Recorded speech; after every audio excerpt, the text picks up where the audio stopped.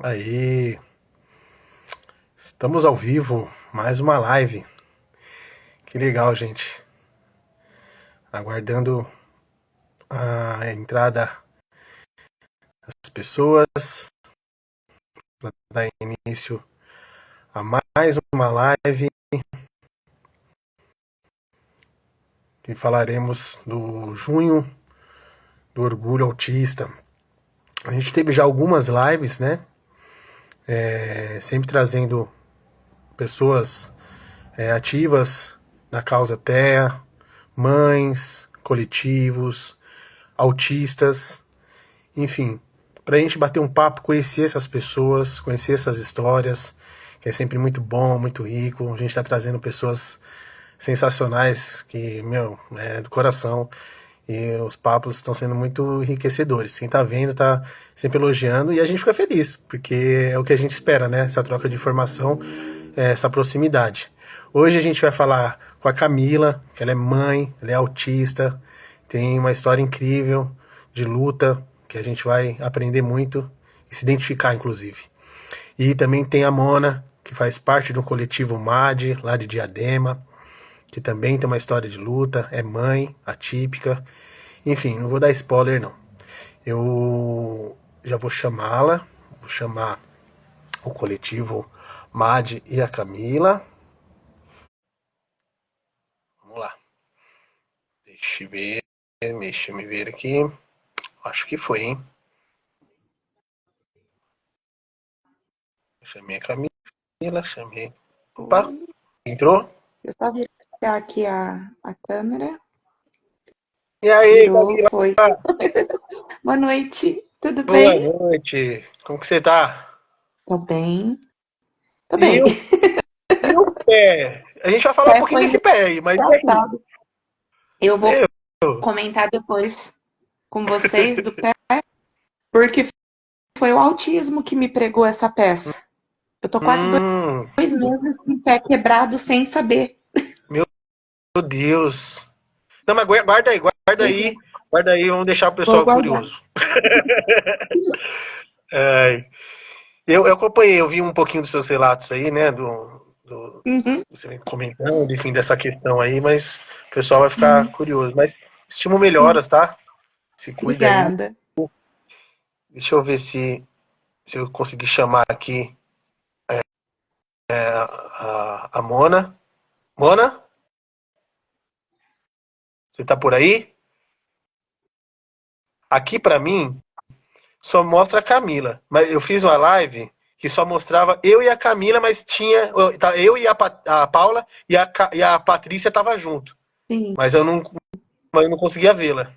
Você tá aí, Mona? Tá me ouvindo? Tô. Eu tô, eu tô ouvindo.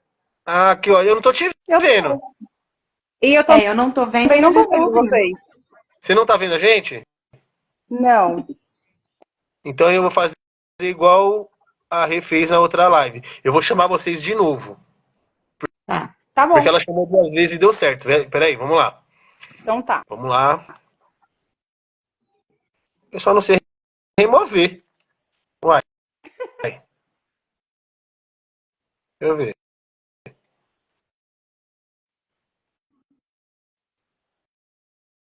É, vamos ver, vamos ver o que eu faço aqui. Bom, vamos lá. Será que precisa encerrar ou não? Você prefere que eu saia? É, saia e vocês saem e eu chamo de novo. Tá. Tá, eu vou sair Aqui eu não aqui. tô vendo a opção de tirar, não.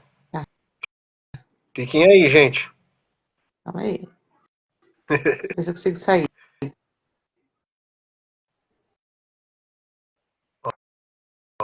Vamos lá. Eu vou chamar de novo.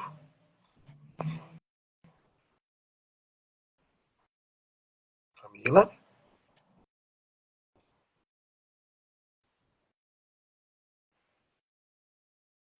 Agora não tá aparecendo.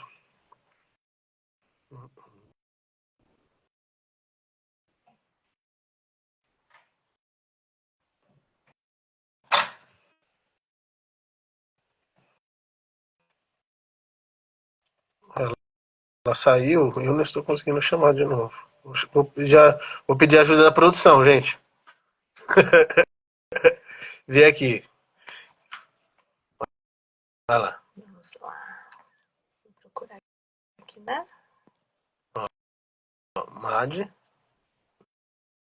Não tá aparecendo. Ver se ela já entrou de novo. Aqui, ó.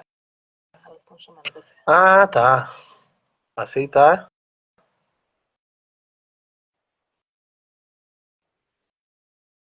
Aceitar. É isso? Ó, a Mona tá aqui. Boa noite. Eu tô.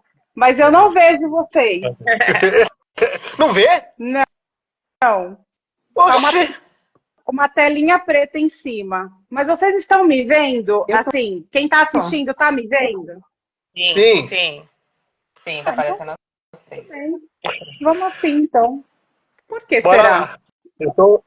Ah, coisas da tecnologia. Ó, Porque coisas do ao vivo. Mas, gente, vamos lá. Eu tava falando um pouco antes, né, dos percalços do ao vivo, que é uma honra ter vocês. A gente tá muito obrigada. feliz. Se vocês tiverem a metade da felicidade que a gente tá, já tá ótimo, porque a gente tá muito ansioso, muito feliz Tá bom. de estar conversando com vocês.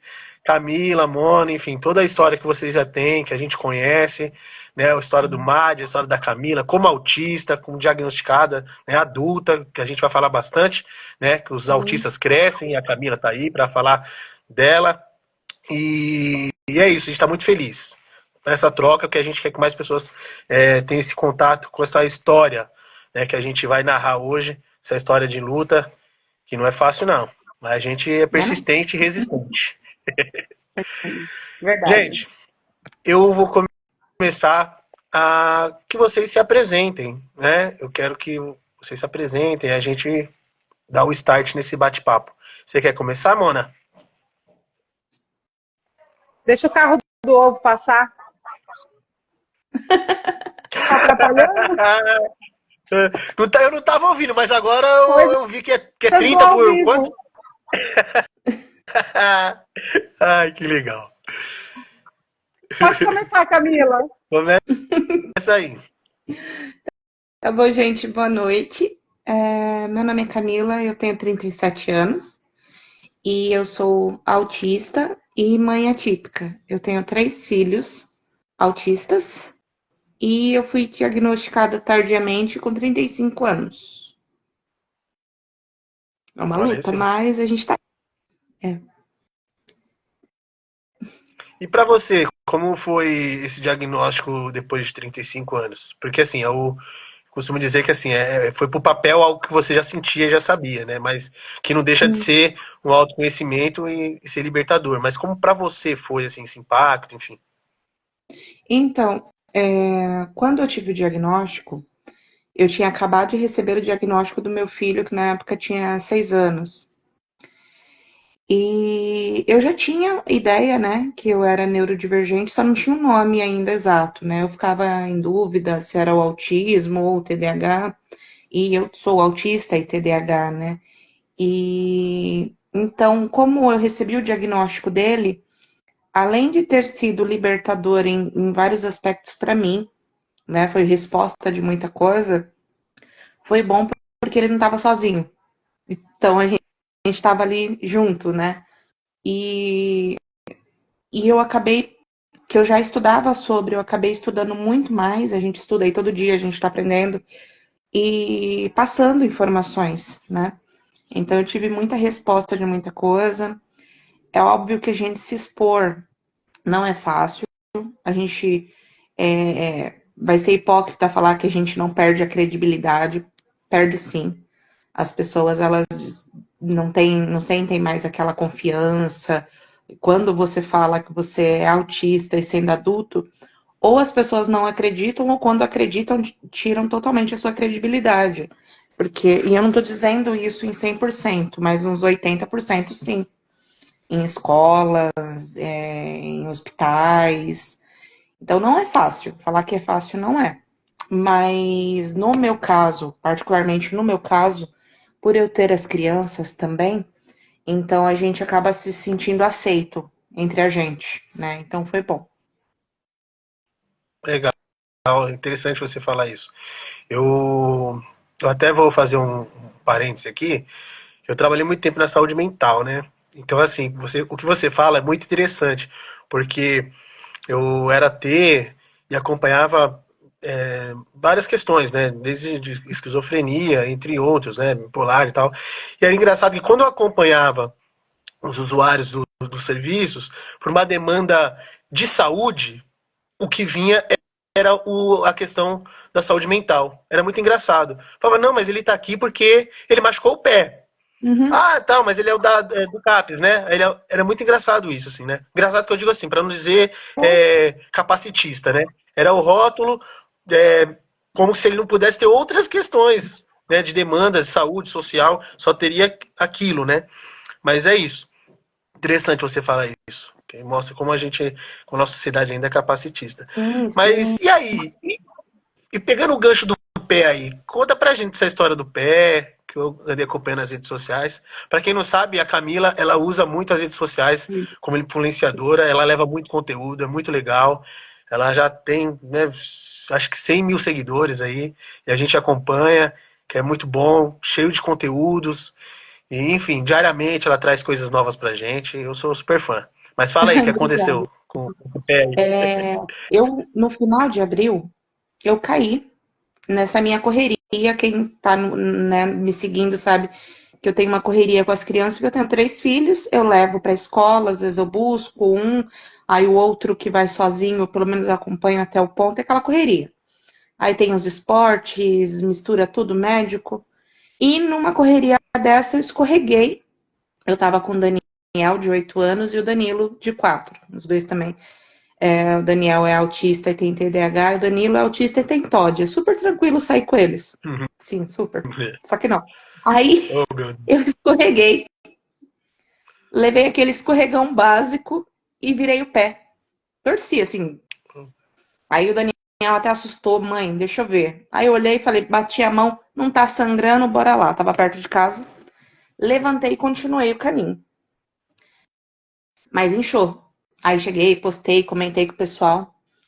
E aí o que deu foi o diagnóstico de uma torção, porque eu continuei andando, pisando, mesmo sentindo um pouquinho de dor, né? Aí eu lembro que eu tomei algum remédio que foi é, orientado e não senti dor, aquela dor assim insuportável.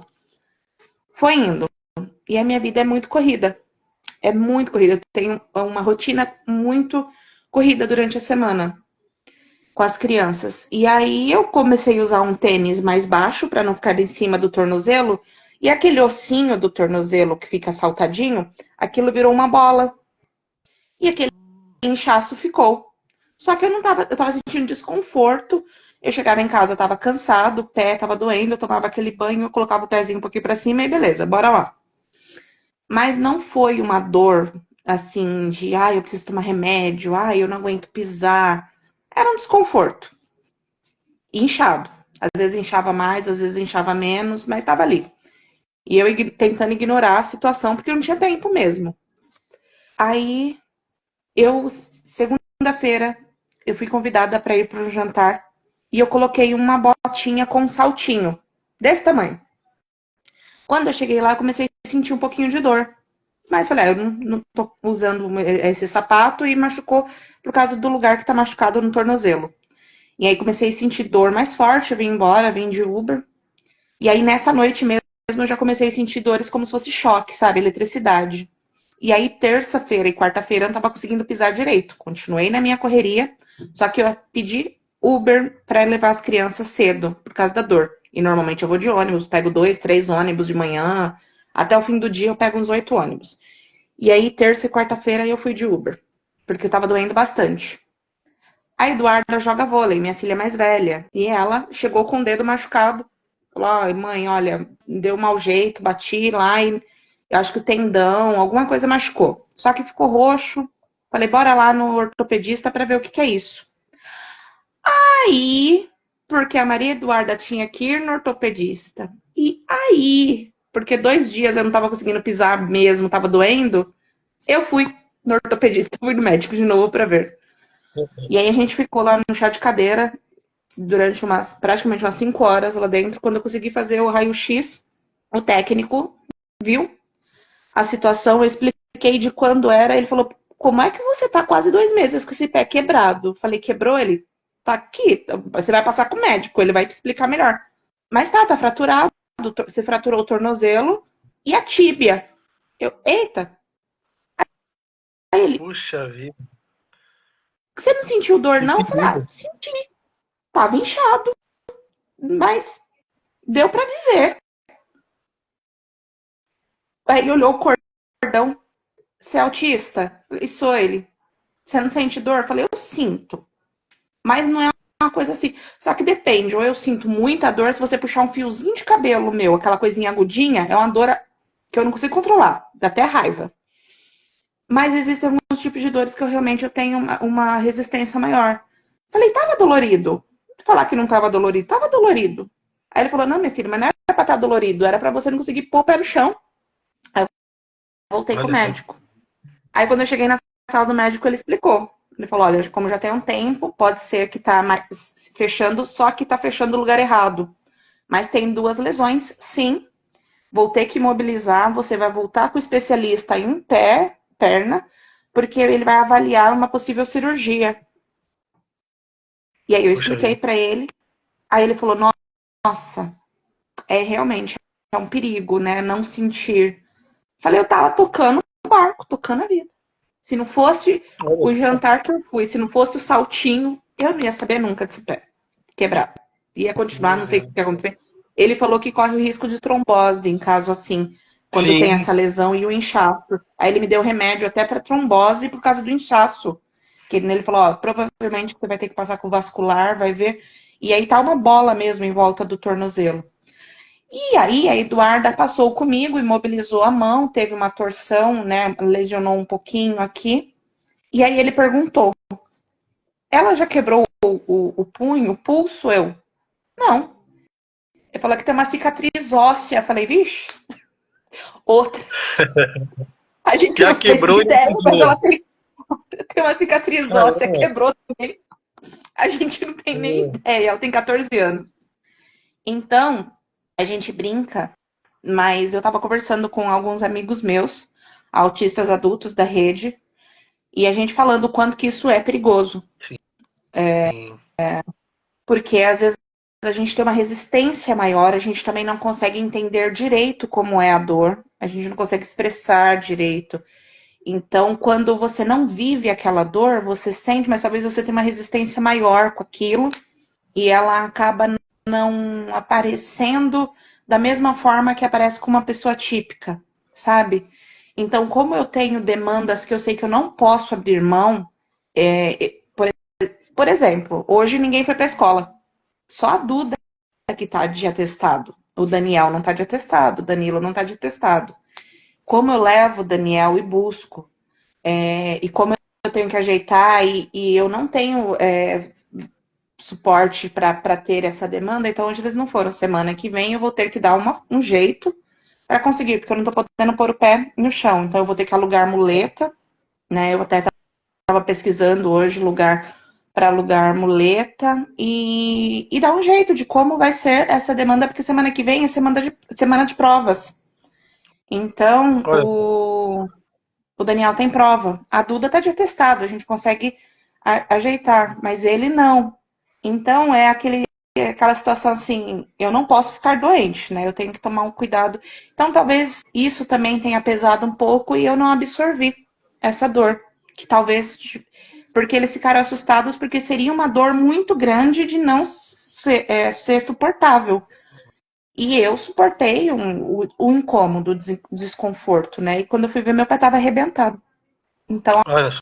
autista, a gente tem Amigo, essa hipo ou a hipersensibilidade, né? é, e você traz uma coisa que até me permite assim fazer esse recorte até como um gancho para fazer uma pergunta para a Mona, que é assim, ser autista adulto, com todas as questões sensoriais, que não deixa, que perpassa toda a vida. Isso é muito legal, assim, por mais que não seja uma experiência boa, mas você está dividindo com a gente isso, é muito interessante, muito legal. Então você vê, essa experiência das questões que tem na infância, ela perpassa toda a vida, inclusive você está passando por isso, somado à questão da maternidade, né? Porque, além disso, a demanda da maternidade não te deixou descansar, né?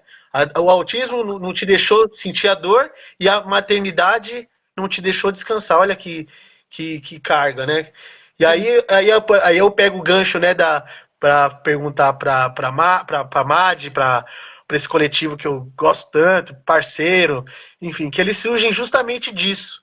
E aí a Mona vai falar para a gente, né, com mais prioridade, que é mães que sentem, né? E mães que se identificam com outras mães, mães de autista de Diadema. É com você, Mona. Fala aí. Muito obrigada. Estamos muito felizes com o convite. É sempre bom bater um papo, é sempre bom compartilhar histórias, é sempre bom ouvir outras histórias e saber que existem tantas pessoas que passam por situações semelhantes às que a gente passa, né?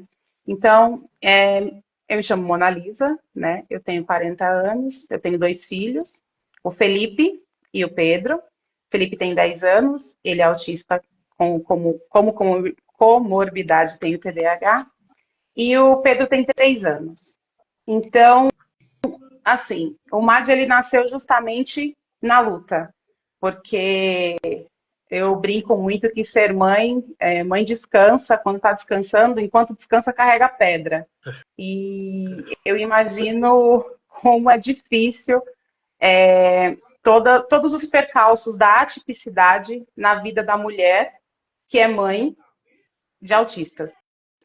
Então eu fico imaginando, assim, para nós já é muito difícil entender o que não é dito. E quando você está dentro do espectro, deve ser ainda mais difícil, né? Então, hoje eu vim como MAD, vou falar um pouquinho de mim, porque né, eu estou no MAD e automaticamente uma coisa liga a outra. Mas o MAD nasceu da necessidade de apoio na escola, um grupo de mães se uniu ali, na verdade foram 3 mães, a Jo, a Jéssica, e agora eu não vou me lembrar o nome da outra, por isso que eu não gosto de citar nomes. Às vezes as pessoas falam, você não falou o meu nome. Eu esqueço sempre de alguém.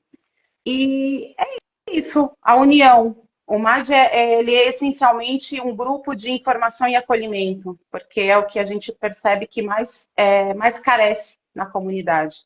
Então, nós somos um apoio virtual.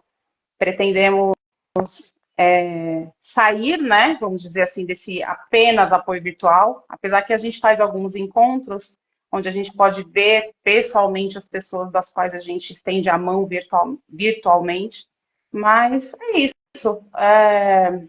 Ser mãe de autista é sentir a dor do outro e guardar a sua no bolso para poder dar um afago, um abraço, um carinho. E Camila, eu sinto muito por toda essa situação e estimo melhoras para você, para sua filha, que tudo fique bem aí na sua casa, porque realmente não há facilidade. Eu não estou com nenhuma parte do meu corpo quebrada, mas recentemente eu tive dengue e foi bem complicado, porque foram 10 dias assim dificílimos. Você falou de duas coisas que me deu dois gatilhos de assunto que eu queria falar. Primeiro, Tá bom. o MAD não é virtual, não. O MAD tem uma participação comunitária pesada. Tem uma cartilha sensacional, organiza junto com o poder público ações, caminhada, mobiliza. Se veio para conscientizar, está fazendo um papel bonito. E que eu falo com boca cheia assim, porque eu sou fã e acompanho, enfim. Então, se fala um pouquinho dessa cartilha pra gente, que eu fui até lá e foi sensacional. Falar também da caminhada que tá vindo aí. Já vamos fazer o convite aí pro pessoal que tá assistindo. Vou começar falando da caminhada, que era uma coisa muito importante assim, para a comunidade autista de Diadema. Porque realmente a gente costuma dizer que... Eu não gosto muito desse termo, mas realmente houve um momento em Diadema que não se falava de autismo. E quando não se falava de autismo, eu não estou falando do outdoor, no ônibus. Eu não estou falando de um post na rede social. Eu estou falando não se falar de autismo em não saber receber um atendimento prioritário, por exemplo, na UBS. Não existia, sabe? Então, era muito difícil, realmente. O MAD tem 2 anos de caminhada e nós colecionamos algumas conquistas. Nós tivemos, não vou dizer muito bem sorte, eu não sei que palavra usar, mas nós nascemos dentro de uma gestão que nos ouviu. E quando a gente encontra uma gestão que nos ouve, a gente tem que aproveitar. Então, quando nós recebemos o convite da vereadora Lilian Cabreira para construir juntos uma forma física de conscientizar, nasceu a cartilha. E isso foi muito legal, porque o MAD, a gente tem essa frasezinha pronta de que ninguém faz nada sozinho, mas isso é a mais pura verdade. Quando a gente une propósitos, a gente consegue ir além. Então, juntamente com o MAD, né, fizemos, né, a cartilha, fizemos o lançamento, a ação esteve presente. A ação sempre está com a gente, né? A gente convida e eles vêm, eles convidam, a gente vai, porque é isso, a gente tem que romper as fronteiras. E a cartilha é justamente isso, uma linguagem mais simples, para conscientizar e informar o porquê de crise, se tem crise, se é crise, se não é, algumas sugestões de séries para que a pessoa assista, algumas legislações para que a pessoa se informe. Então, é um apanhado, vamos dizer assim, bem simples, com uma linguagem acessível, para a gente falar do espectro e tornar o mundo mais inclusivo, né? Eu sonho muito com uma Diadema que eu possa falar assim, nossa, Diadema, desculpa os outros municípios, mas esse é um sonho que eu tenho de falar assim, Diadema é o município mais inclusivo do ABC. Eu sonho com esse dia. Depois de Vamos ter que fazer uma disputa. Vamos ter que fazer uma disputa. Mas é isso, então nasceu. E nesse entremeio dessa luta, né, que a gente fala, tem algumas conquistas, né? Antes tinha um estagiário junto com a criança na escola. E o primeiro estagiário foi para a Jo, viu, Thiago? Sabe a Jo? Uhum. Primeiro estagiário para apoiar uma criança com deficiência dentro da escola, uma criança autista, foi para o filho da Jo, foi para o Jefferson. Olha. Então, é muito interessante, assim. Então, a gente está dentro... a gente está dentro do redemoinho mesmo, dentro do olho do furacão. E a partir disso se tornou um cargo contratado e que esse ano, agora eles são concursados. E começaram agora. Esse mês foram chamados os primeiros 95 para ir, conforme os contratos estão acabando, eles estão fazendo o chamamento. É pouco, mas estamos começando, é uma conquista importante para a nossa comunidade. A caminhada, ela também virou uma lei, ela é uma lei dentro do nosso município, instituída, ela está no calendário da cidade, então independente do que aconteça, quando aconteça, é lei no município de Diadema. Dia 18 de junho é o Dia do Orgulho Autista em Diadema, vai ter caminhada sim, oficial sim, organizada pela prefeitura sim, juntamente com o MAD sim.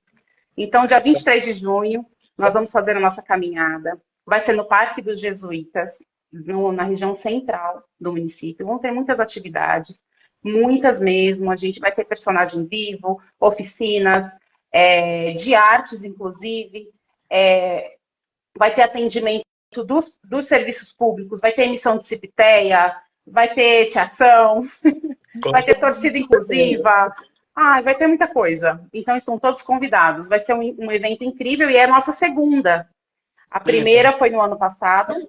E é isso. A gente espera que cada dia mais a gente consiga difundir informação e, de fato, conseguir estar nos ambientes, estar nos lugares com os nossos filhos. Porque é importante a presença, porque a gente também sabe, eu mesmo vou puxar esse gancho agora,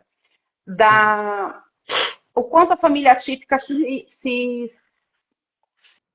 como que eu posso dizer, se retrai, por receio do que vão achar, do que vão pensar, às vezes por falta de manejo, falta de orientação, ela prefere ficar reclusa, prefere ficar em casa, não proporciona para si, enquanto mãe, e nem para os seus filhos, participar, se apropriar dos lugares. Então, uma proposta, entre tantas outras do MAD, é justamente empoderar as mães de que elas podem sim, e elas devem se apropriar dos espaços do município. Porque é para a gente, é para todo mundo. E é assim que a gente torna o mundo mais inclusivo, participando dos espaços.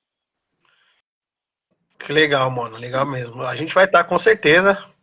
Vamos se organizar para estar lá nessa caminhada maravilhosa. Tivemos, né, na primeira. Foi muito legal, inclusive. E vamos estar na segunda, sim, com certeza. O que vocês fazem é muito bom, sabe? É importante, assim. A gente aqui tem um papel de mobilização também, de conscientização. Então, o que você disse é uma frase que eu até repito também, com outras palavras, né? Que assim, que união de pessoas é quase que impossível, mas união de propósitos ela acontece, né? Muitas vezes as pessoas falam, devia se unir esse, aquele e tal, mas acabam não se unindo porque não está no mesmo propósito, né? Agora, quando você vê pessoas que você nem imaginava, que você nem conhecia, parece que quando bate um papo, parece que você conhece há muito tempo. Porque é isso, é uma sintonia de propósito, de objetivos, enfim. E é o que a gente vê no MAD, né? Que é muito legal isso, né? Uma coisa, uma entrega de verdade. E é tão legal que você vê, ó, a Camila, a gente batendo um papo aqui, eu vi um comentário aqui falando, elogiando a Camila. Fala um pouquinho pra gente, Camila, o que aconteceu aí, que eu fiquei até feliz aqui de ver que a felicidade, a conquista dos amigos, a gente se alegra também, né? Eu vi aqui elogiando a Camila, quero saber. É uma mãe, ela estava na mesma clínica que os meus filhos faziam terapia e ela ainda não tinha o diagnóstico fechado, né, da filha dela, uma linda, lindinha. E aí eu explicava muito para ela sobre o autismo em mim, mas explicando sobre a amplitude do autismo, né? E sempre a gente conversava e ela começou a entender mais sobre a filha dela, nem tanto com os meus filhos, porque normalmente o autismo, né, em meninos e em meninas, a gente tem muita diferença. E eu explicava para ela da vivência em mim, da minha infância, né, e explicava mais ou menos o que estava acontecendo, e ela falou, ela começou a entender melhor a filha dela, tanto que é que a gente em conversa, ela falava, os médicos, né, o neuro, não lembro, não tinha certeza, né, do diagnóstico nas avaliações. Então a gente conversava bastante e eu falava, caso, né, tenha o acesso e consiga ter, né, o diagnóstico concreto, falei, e o que acontece nesse caso, por exemplo, quando ela tinha um pouquinho de, né, ela apresentava bastante sinais da TPS, com choro, às vezes meu filho chorava, ela chorava junto, aí eu explicava, né, do processo sensorial, e diversas coisas. Então a gente conversava muito sobre isso, e ela falou, realmente, comecei a entender mais sobre a minha filha com você falando sobre tua vida, sobre o autismo em você, e entre várias pessoas que eu conheci, ela é uma pessoa muito querida, muito, uma mãe muito querida. E realmente, assim, eu falo que quando eu divido experiência com as outras mães, é porque, assim, eu tenho a experiência como uma mãe atípica, mas eu tenho a experiência do autismo em mim. Então, eu consigo mais ou menos explicar, não do ver, mas do sentir, né? Do ser, é o que eu sou. Mas de uma forma carinhosa, porque eu também sou mãe deles, né? Então, além de eu explicar do autismo na vivência, eu também sou mãe de autista e também sei como que é você ver o seu filho ser olhado diferente, o seu filho talvez não ser convidado para algumas situações, né? Como a Mona falou, a gente se isola. E não é que a gente quer se isolar, né? Mas autista gosta de ficar isolado. As coisas vão acontecendo e como a gente não consegue, às vezes, ter aquela energia para vários desgastes, chega uma hora que a gente faz o quê? Vou ficar quietinha aqui que eu canso menos. Eu compro uma pipoca para os meninos em casa, a gente põe um filme no celular, todo mundo deita e acabou. Porque é desgastante, eu falo muito quando as pessoas põem eu ponho caixinha de pergunta, O pessoal pergunta qual que é a maior dificuldade do autismo. E eu sou muito sincera. A maior dificuldade do autismo não é o autismo, são as pessoas. Porque o autismo ele tem muito prejuízo, muito prejuízo. Mas quando a gente entende que a criança é autista, ela não está autista, ela é. O adulto é autista, eu sou isso. Eu posso ter várias intervenções, várias ciências aplicadas e ter muita evolução. E que bom que isso existe, que bom, eu estou a favor. Mas isso não retira o autismo de mim, não retira o autismo deles. Então eu sei, eu entendo, eu aceito, eu os acolho porque é o que a gente é. Mas as pessoas não, a gente vê, infelizmente, acaba deparando com pessoas que elas não querem uma evolução, uma adaptação, um bom manejo. Quer retirar o autismo, quer padronizar, e não é isso, né? Então, a dificuldade maior que a gente tem realmente com as pessoas. Então, quando a gente encontra pessoas do bem, pessoas que apoiam, pessoas que entendem, pessoas da luta mesmo, é muito bom. Mas é difícil, então a gente acaba se fechando mesmo. Camila, o que você fala é muito pertinente, muito importante, assim, ouvir você. É muito importante. Você não tem noção de como é esse registro, assim. Ainda bem que a gente está gravando, assim, vai poder propagar. Porque, assim, de fato, eu costumo dizer, não relativizando, é só um exemplo. Eu dou sempre esse exemplo, mesmo batendo, colocando a cara para bater. Que é assim, quando a gente fala de acessibilidade, a gente fala, por exemplo, da rampa de acesso para o cadeirante, do piso tátil, do banheiro adaptado, do sinal sonoro. Tudo isso, com muita dificuldade ainda social, a gente consegue ver. Né? A gente vai no shopping, né, em algum lugar, a gente fala, pô, aqui tá faltando uma rampa. Aqui não tem um piso tátil. Aqui não tem isso, não tem aquilo. E como que é a adaptação para o autista? Porque a gente também acha que só é a questão sensorial, isso, aquilo, mas como é que é a adaptação? Então, por isso que a gente fala tanto de conscientização. Porque o instrumento do autista são as pessoas. É, é o tratar humano, é a tal da empatia. Porque aí a gente vai passar, entre aspas, pelo constrangimento, né? Que fala, olha, aquela criança tem birra, é mal educada, ou aquele adulto não quer se relacionar, ele é isso. Não, ele é autista. E o que você fala é muito interessante, é isso. Que até onde a gente busca uma autonomia, né? Pegando agora a gente que é pai e você já adulta, até onde a gente busca uma autonomia para os nossos filhos, ou a gente está buscando inconsciente, por isso que ele fala tanto de conscientização, de um padrão, né? De romper com um luto que não está rompido, Sim. talvez, e fala, não, quanto mais terapias, que a gente ouve muito isso, né? Não, a gente precisa de muitas horas de terapia, de muito não sei o que e tal. Mas, gente, é A muito importante a sobrecarga. terapia até para algum desenvolvimento, alguns treinos, a aptidão diária de vida, etc. Mas a criança precisa brincar, ela precisa interagir. É também terapêutico essas questões, né? O nadar, o jogar uma Esporte. bola, O enfim, esporte muita ajuda coisa. demais o esporte para socialização. Eu não tive acesso ao esporte porque eu realmente me retraía. Eu perdi, não vou tentar mais. Morria de medo. Nunca mais tentei. Então eu sou uma menina que eu sei andar de bicicleta porque eu tinha irmão que ficava ali andando comigo. Eu não sei jogar um vôlei, não sei jogar uma bola, não sei jogar um nada. Minha filha tá lá no vôlei, tá afim. E aí eu percebi que isso era porque eu tinha realmente medo dessa rejeição. Eu bloqueei isso em mim. Eu não sei dançar valsa, gente. Eu não sei dançar dois pra lá, dois pra cá. Porque eu sou a pessoa que tem mais vergonha e medo de rejeição do universo. E eu não trabalhei isso. E muita coisa que eu não trabalhei na infância, eu não tenho como trabalhar agora. Eu consigo até acompanhar, mas eu não consigo mudar isso. Então, por exemplo, o autista, normalmente a gente não pede ajuda. E eu ia para locais que tinham pessoas diferentes, e o que eu fazia? Eu me dispunha a ir ajudar, a fazer, a entregar tal coisa, a limpar tal coisa, a fazer. Aí eu, na terapia, fui perguntar por que isso? Por que eu tenho essa necessidade? Será que é necessidade de agradar? Falou, não, é necessidade de suporte que você não tem.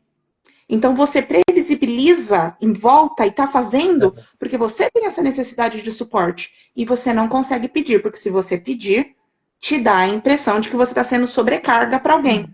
Quando você está em um ambiente assim, você começa a dar o suporte que você precisa. Isso é verdade. Então, quando Camila, a gente começa a dar o posso fazer uma suporte. Oi, pergunta? pode falar, amor. Eu Pode falar.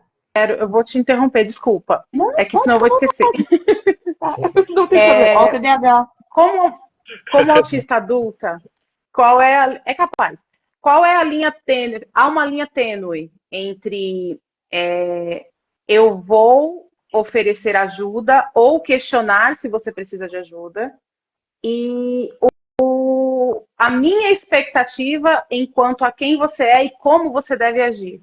Onde, como adulta, né, agora com o entendimento que você tem sobre si e com a convivência com a sua própria família, etc, né? Enfim, a tipicidade de uma forma geral na sua vida, como que você enxerga isso? Até que ponto oferecer ajuda ou indicar assim, ó, vem cá, vamos conversar sobre isso?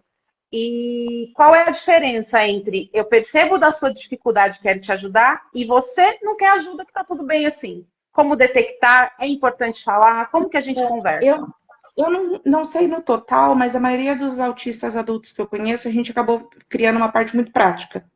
A pessoa percebeu, deu uma citocância ali que eu tô precisando de ajuda, vai lá, faz, que eu não vou negar.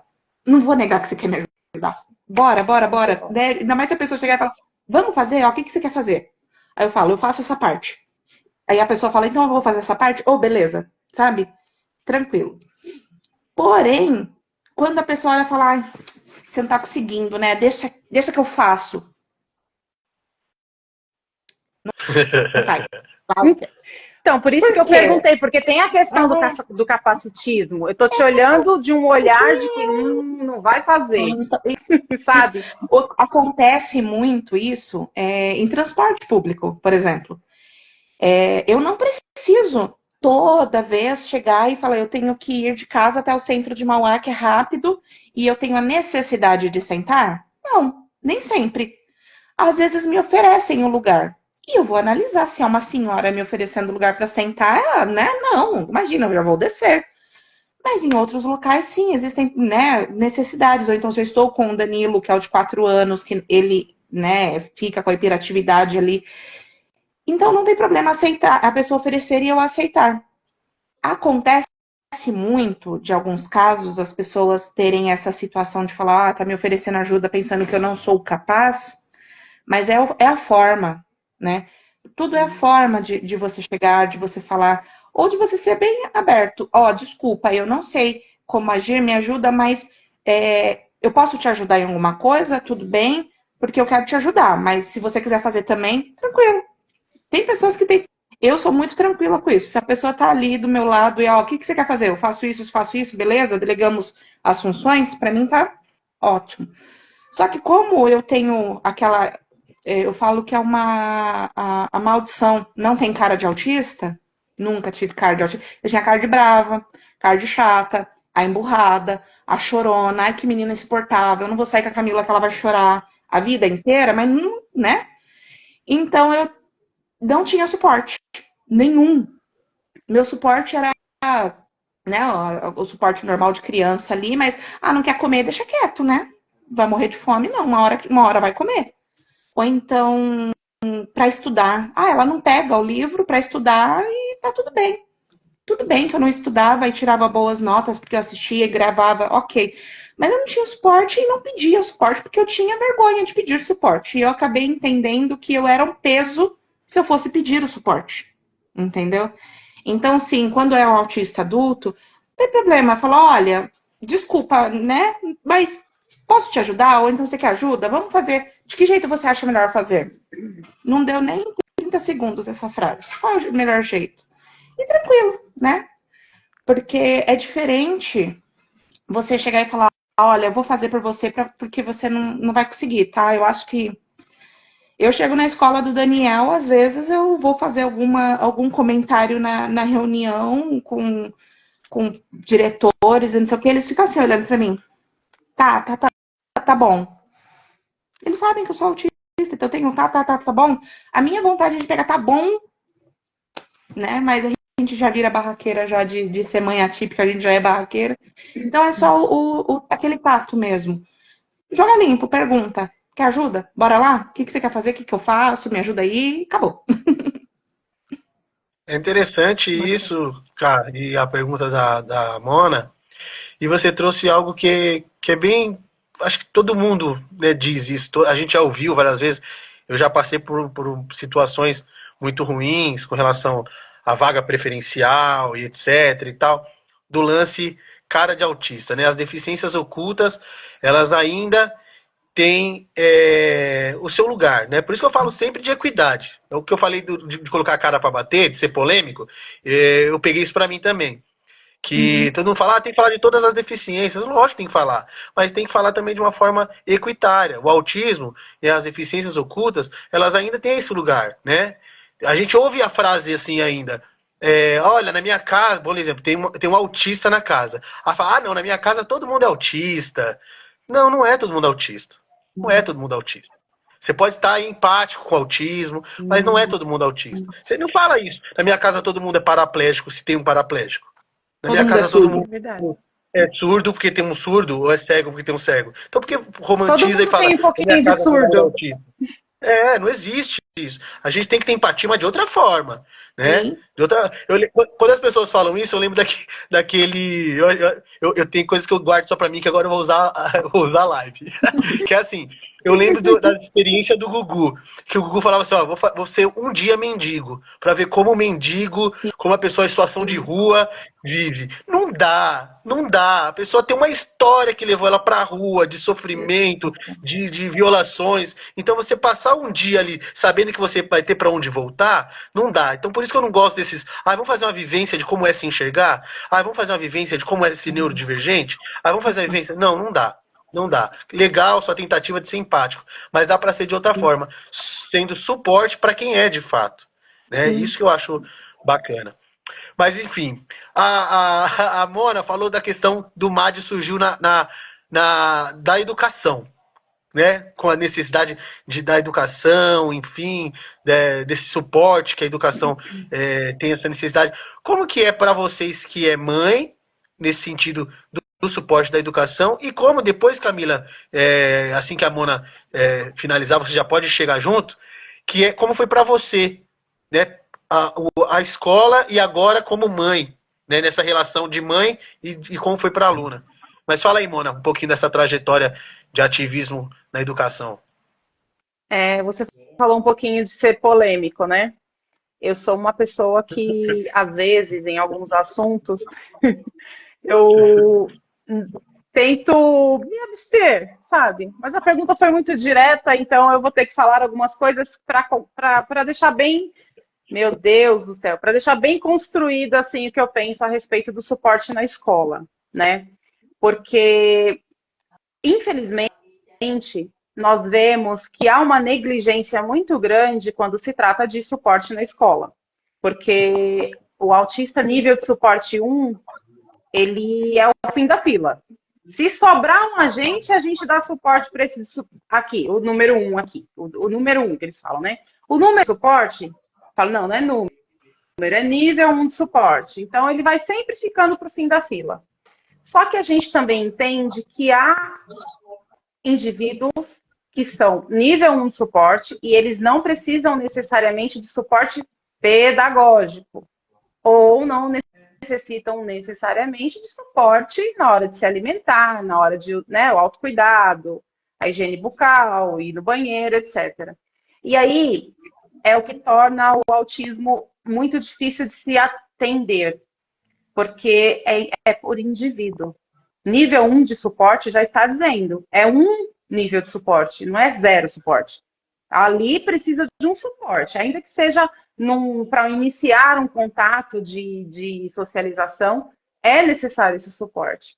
Então, a gente percebe muito isso, que o nível 1 de suporte é negligenciado, o nível 2, já indo para o 2, tem um suporte, porque todo mundo, né, fala, não, esse aqui realmente precisa. E o nível 3 é aquele que também é negligenciado, porque é aquele que vai para a escola e liga para a mãe buscar, porque se desorganizou, não quer ficar dentro da sala. Então, assim, o que eu penso desse suporte?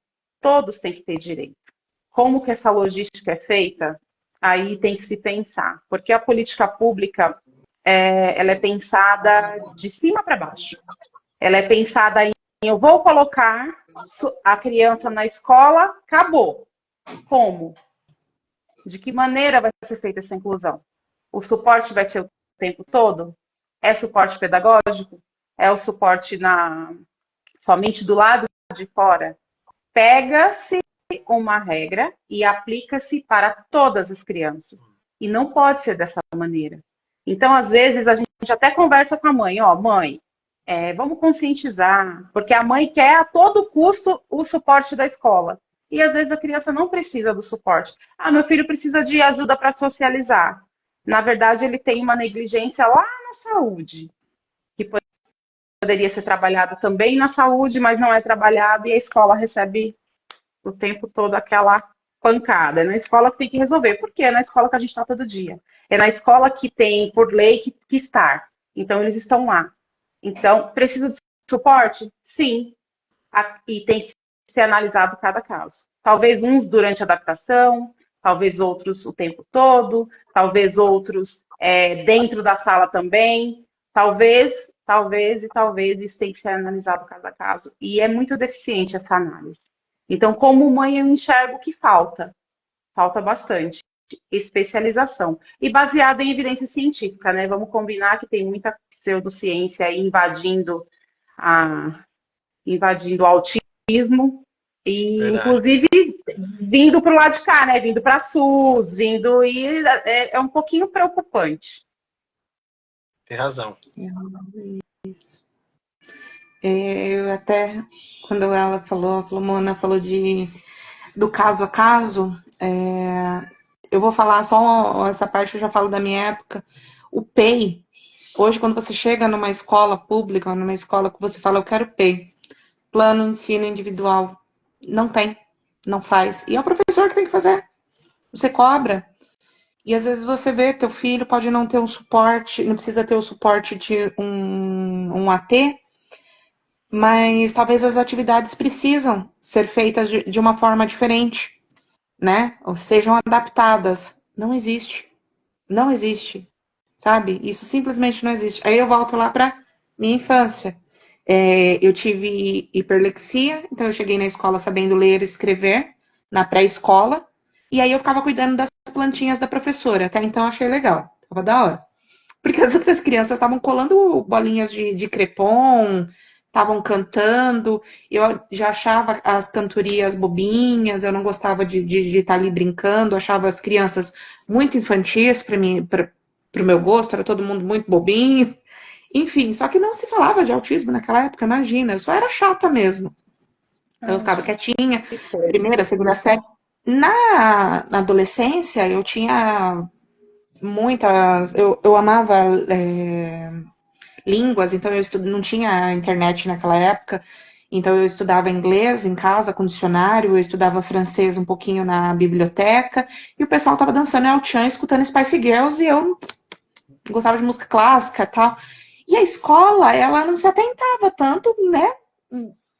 Tamo ali. 80% da sala tá legal, aquela ali tá no nível B, um A, um B, um A, tá tranquilo, não fala. O professor não sabia meu nome, ficava, né?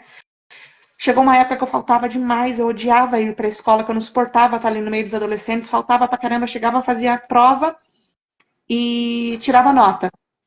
E aí, no fim do ano, a diretora perguntou o que ia fazer comigo, porque eu estourei em notas, em faltas, e tinha, tipo, as melhores notas. A nota do Saresp era uma das melhores da escola. Ela falou, o que eu faço com você? Aí eu falei, eu só provei que eu não precisava de vocês. Eu não fazia ideia do que estava acontecendo, mas eu fui bem clara com ela e não fui mal educada. E aí eu falei, me dá um jeito, passa para a recuperação de janeiro e eu vejo o que eu faço depois. Enfim, e aí, como naquela época não tinha esse um professor, alguém para avaliar, para ver.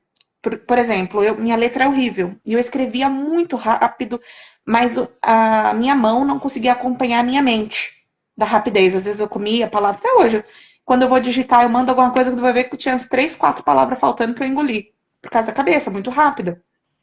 Quando eu tive tive o diagnóstico, que eu tive o diagnóstico de altas habilidades e superdotação, eu falei, imagina, daí é coisa do Bill Gates e não sei o quê, não a menina que trabalhava no call center.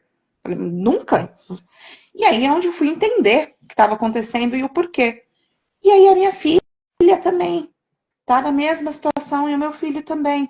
Então, assim, a escola ela não está preparada nem para altas habilidades e nem para outros tipos de habilidades. Então, você tem ali que ser avaliado num todo, naquele padrão. Ninguém te avalia de uma forma que você esteja sendo melhorado em algo. E se você não estiver dentro daquele padrão, se você não seguir aquelas normas, se você não ler aquele livro, se você não interpretar aquele texto, se você não fazer aquelas contas, você não serve. Meu Deus, eu gostava de falar de química na quinta série, eu nem estudava química, mas eu não tinha uma avaliação disso. Os meus filhos conversam sobre. E eu não estou falando que a gente tem que tirar as matérias. Imagina, a gente precisa de português, de matemática, de ciências, de geografia, de estudos sociais, mas essa não tem como não tentar individualizar um pouco o ensino. Porque o ser humano é diferente, o ser humano sempre vai ser diferente. E nem todos seguem padrões, a gente não segue padrões, sendo uma pessoa atípica ou uma pessoa atípica. Então, o ensino ele é realmente muito precário, a gente fica perdido, triste. Os pais, eu tenho certeza que todo pai atípico, toda mãe atípica, faz o trabalho por fora da escola, né? Faz aquele trabalhinho ali por fora, aquele manejo por fora, porque falta muito. Faltava antes. Infelizmente, continua faltando. Camila, você falou uma coisa que vem me martelando nos últimos dias. E aí, já que a Mona assinou a carta da polêmica e a Camila já é polêmica por natureza, então eu vou continuar nesse tom, tá? Que é assim, Não foi bem assim.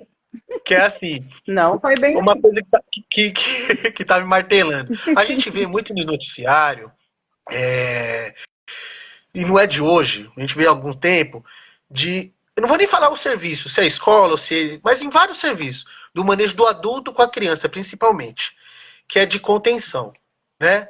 Ah, teve uma questão ali, então segura. Ah, teve uma questão num determinado espaço, então amarra. Ah, então priva de estar com outras crianças, de alimentação. Aí o que eu estava pensando, igual eu falei, eu trabalhei muito tempo com saúde mental, né? E existe uma coisa que todo mundo fala assim, pô, pra eu trabalhar com aluno de inclusão, que eu não gosto muito desse termo, né, aluno de inclusão, aluno é aluno, né, você tem que trabalhar com inclusão. Mas para eu trabalhar com inclusão, eu preciso de capacitação, eu preciso de treinamento, e eu acho isso que é muito verdade mesmo. Os profissionais precisam de capacitação, de treinamento, enfim, de formações específicas. Mas existe uma coisa que poucas pessoas sabem, que também, para conter, precisa de capacitação, precisa de treinamento. A contenção ela é um recurso para o outro, para não deixar o outro se colocar em risco, para não violar. Enfim, tem todo um protocolo, inclusive. Eu acompanhei, inclusive, profissionais gabaritados da SAMU indo nos espaços e falando sobre contenção física. Então é engraçado, né? Para eu fazer uma inclusão, eu preciso de capacitação.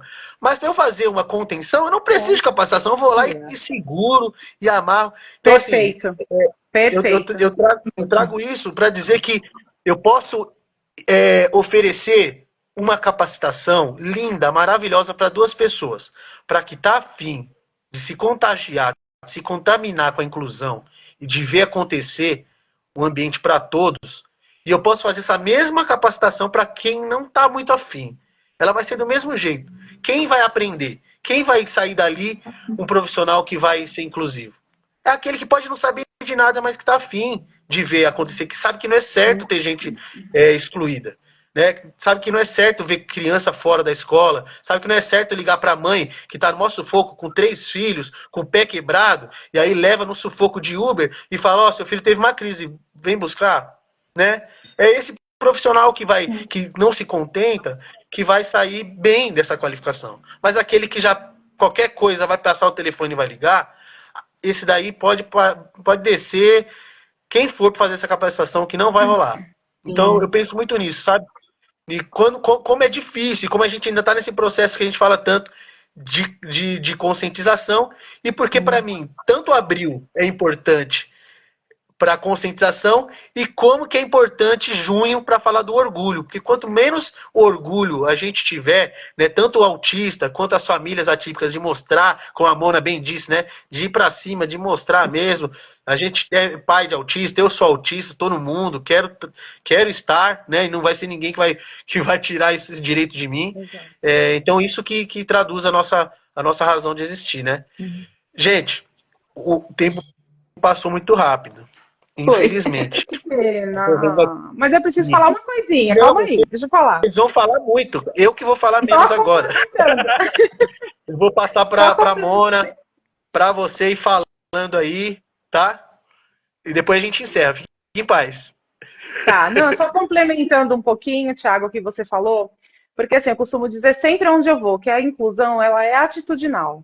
Você pode ter centenas, dezenas de diplomas lá na parede, bem lindos. Se você não tem uma atitude inclusiva, se você não tem um olhar inclusivo, você não vai fazer bem o seu trabalho. A contenção é se precisar. Você tem que antecipar, você tem que conhecer esse aluno, você tem que se aproximar. E uma coisa que é muito interessante que eu percebo que é escola-família, a parceria de escola-família. Mas a gente sabe que no fundo, as famílias, principalmente atípicas, assustam um pouco quando elas resolvem estar dentro da escola, orientando, capacitando, porque sim, a gente pode. O professor é especialista na sala de aula, o psicólogo na sua função, existem vários especialistas, mas o especialista em seu filho é a sua mãe, é o seu cuidador, é a sua família. Então não tem que ter essa disputa, são complementares. Então a atitude, o olhar, o entender para que eu possa atender adequadamente vem muito antes de qualquer especialidade, vem muito antes de qualquer especialização. Porque eu tenho que entender. Se eu não entendo meu aluno, eu não atendo, não tem jeito. E é atitude. Tem que ter uma atitude inclusiva. E a gente sabe que muita gente não tem. E o pior, são profissionais que estão todos os dias com os nossos filhos. O que vocês deixam de lição aqui, que eu acho bem interessante, falando do MAD enquanto movimento de mães, falando da Camila enquanto adulta, é que a gente precisa trabalhar uma coisa. Primeiro, a intersetorialidade. Vocês bem trouxeram, que eu acho muito legal a gente sempre falar, que não é só a educação que vai resolver, não é só a saúde que vai resolver, porque a gente é completo, né? Fragmentado, e que dá esse corpo completo. Que é o quê? A gente está na saúde, está no social, está na educação. Enfim, se esses atores não conversam, vai dar ruim em algum momento. Vai dar ruim. Vai. Né? Se a escola não conversa com a saúde, se não tem essa relação intersetorial, essa palavra tão bonita, né, que a gente ouve, se não tem essa conversa, olha, o social conversar com essa família, que ela tem a questão do autismo, mas ela não tem só a questão do autismo. O que eu percebi também é que ela tem uma questão aí socioeconômica, que pega muito. Poxa, olha que interessante. E tem uma questão aí de um laudo, tem uma questão aí de uma questão de reforço educacional, sabe? De um reforço pedagógico. Ou seja, você está conversando com 3 frentes para resolver uma pessoa, né? Para resolver uma família, para discutir uma problemática, que não é só na escola que vai resolver de fato. Né? Não tem que só sobrecarregar o posto de saúde, ou o centro especializado, ou a escola. Eu acho que dividindo essas histórias, a gente consegue dar conta, minimamente. Né? Então, Camila, Mona, queria ouvir vocês, as últimas considerações para a gente encerrar e dizer que eu estou muito feliz. Eu ficaria mais horas aqui falando com vocês. Pode falar, Mana. Posso? Então tá bom. Obrigada. Bem, a mobilização é importante. Mobilização. Eu quero deixar uma mensagem assim bem importante aqui. Há muitos movimentos assim. Vai lá, vamos lá comentar, aquela enxurrada, né? No comentar. Um post, vamos lá na prefeitura comentar. Vamos lá no perfil da secretaria comentar. Vamos lá, dá um like. Não dá. Gente, essa mobilização ela é importante. A internet é um canal maravilhoso aqui. Estamos aqui conversando, cada um em seu lugar e atingindo várias pessoas. Isso aqui é uma ferramenta importantíssima, onde a gente tem voz, a gente conscientiza, a gente bate o pé, a gente leva informação, a gente protesta, sim. mas a mobilização presencial ela é muito, muito importante. E o MAD faz isso. A gente tem uma piadinha interna no MAD que é assim: põe a sapatilha de bailarina e vai lá. Bailarina não é delicada? Mas você já parou para pensar na força que tem que se fazer para ficar na ponta do pé, naquela postura, aquela musculatura? Então é uma força delicada. Porque é muito fácil você fazer oposição e não ser ouvida. Qualquer comentário que você for fazer, em qualquer lugar, qualquer reivindicação, qualquer sugestão, dependendo da forma que você fizer, você deixa de ser ouvido no primeiro A que você fala. Então, as conquistas, que é uma coisa muito importante que a gente tem que ter dentro da gente. A gente tem que dialogar, e quando a gente trata de opiniões contrárias, independente do assunto, a gente tem sim que dar espaço para a gente poder entender por que aquela pessoa pensa daquele jeito. Independente do que for. Porque senão a gente não consegue fazer um ambiente saudável. E isso independe de qualquer coisa. Nós viemos de anos políticos muito polarizados e isso permanece ainda. Só que essa polarização não tem que estar, por exemplo, dentro da nossa causa. E a gente percebe que tem muito isso. E o MAD prega muito isso. Quem está com a gente não está contra a gente. Os caminhos podem ser diferentes, mas o objetivo é sempre o mesmo. A gente espera que seja, né? A gente espera que seja. Mas, de certa forma, é isso. A gente tem que falar com respeito com as pessoas. Falar como... Imaginar que aquela pessoa que está na nossa frente pode ser o nosso filho amanhã. Então, é como a Camila, né? A Camila deve ter tido... Ela compartilhou algumas histórias... experiências muito difíceis por não ser ouvida, por não ser entendida nos determinados momentos. Então, em se tratando de famílias atípicas, a probabilidade do pai, da mãe, do tio, da avó também serem atípicos é grande. Então, a gente tem que ter paciência e traquejo para lidar com esse público, porque é importante, senão a gente não vai se entender nunca. Então, põe a sapatilha e vai lá. Perfeito. Obrigado, Mona. Camila? Imagina. Gente, e assim, agradecendo muito a participar da live, foi muito bom. É sempre bom a gente ter um espacinho, ser ouvido, dividir um pouquinho de informações, obter bastante informação, né? Eu não conhecia o MAD, agora estou conhecendo, já fiquei muito feliz, né? O Thiago a gente já conhece há um tempo, acompanha, estamos junto aí. E é isso, né?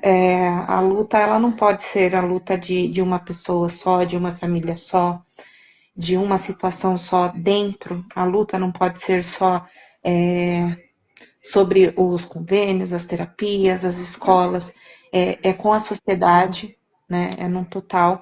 E tudo que a gente puder fazer de melhoria para o próximo, pensando, né, gente... pensando em como a gente ia querer ser tratado, em como a gente ia querer essa melhoria, vai funcionando. Pode ser de pouquinho, mas vai funcionando. É aquele trabalhinho da gente se pôr no lugar do outro mesmo, né? Por mais que a gente seja falho, todos nós temos nossos momentos de egoísmo, nossos momentos de tristeza, mas quando a gente está nesse propósito e pensa... pensando no meu filho, mas estou pensando no amiguinho do meu filho, estou pensando naquele amiguinho que a mãe e o pai talvez não consiga ter tanto acesso quanto a gente a tais situações para melhorar. Então, aquele trabalhinho, a gente indo, junta com mais um que vai fazer mais um trabalhinho, outro que está ali no mais esforcinho, e vai melhorando. Porque se a gente não fizer nada, a situação fica muito pior do que já está. E é isso, gente. Obrigada mesmo pelo tempo de vocês, pela conversa, eu adorei. Obrigada, pessoal, que assistiu, de verdade. Gente, eu agradeço demais em nome de todos os coordenadores, todas as pessoas que seguem o Tia Ação. A gente estava muito ansioso, muito afim, né, desse papo. A gente está chamando pessoas assim...